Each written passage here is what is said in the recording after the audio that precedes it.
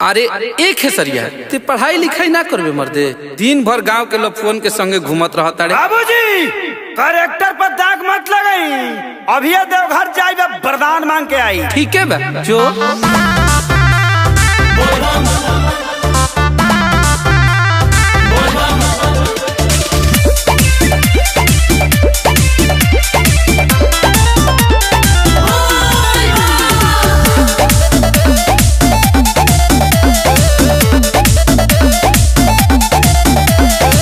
भंगिया धतूर ली हाई चीख ली, अपना सेवा कवा के बाबा ये तो भीख दी।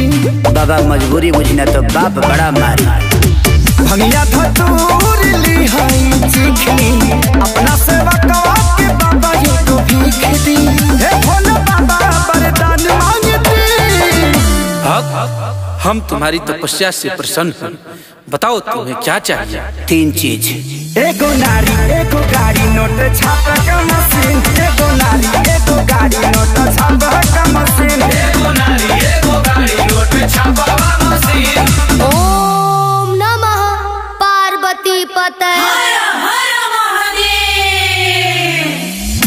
हे गौरा मैया तोहर पदतनि पयिया, हमहु बर मांगतनि दिन। हम तुम्हारी तपस्या से प्रसन्न हुए बालिके, बताओ तुम्हें क्या चाहिए?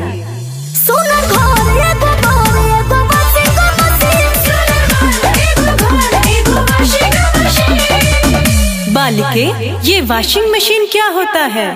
माते ई आधुनिक युग के कपड़ा धोए वाला मशीन है। सोना घर एगो घर एगो वाशिंग मशीन, सोना घर एगो घर एगो वाशिंग मशीन। बाबा सब तो दे देनी, अभी सोचा तनी मलबा कहीं खपा दी। इतना कुछ मिलने के बाद क्या क्या करोगे भा? सुनी बाबा लेबे जात बानी हम तो महल डरिया बाबा, चढ़े खातिर किनबे अबकी हर चूल रगड़िया बाबा, देनी लौटाई हम दुखवा के दी। बालक तुम लालची हो क्या? बाकी लोग हरिचंद्र थोड़ी आइल बा, छोड़ी अब हमके दोसर बर दे दी, हटाई। क्या अमर पाली जैसन साली होखे मौगी के बहिन, अमर पाली जैसन साली होखे मौगी के बहिन, अमर पाली जैसन साली होखे मौगी के बहिन। क्या गौरा माँ, इस पगले को महादेव सब कुछ दे दिए और आप हैं कि मेरे पे ध्यान नहीं दे रही हैं। बालिके तुम्हें सब कुछ मिलेगा, बताओ तो सही। Thank you so much Gaura माँ, तोहरा जैसन के होना सच कहता नहीं तोहर गजबे बसी। माते बोलो। एक लड़के से बहुत प्यार करती हूँ, अगर आज्ञा हो तो वही मांग लूं।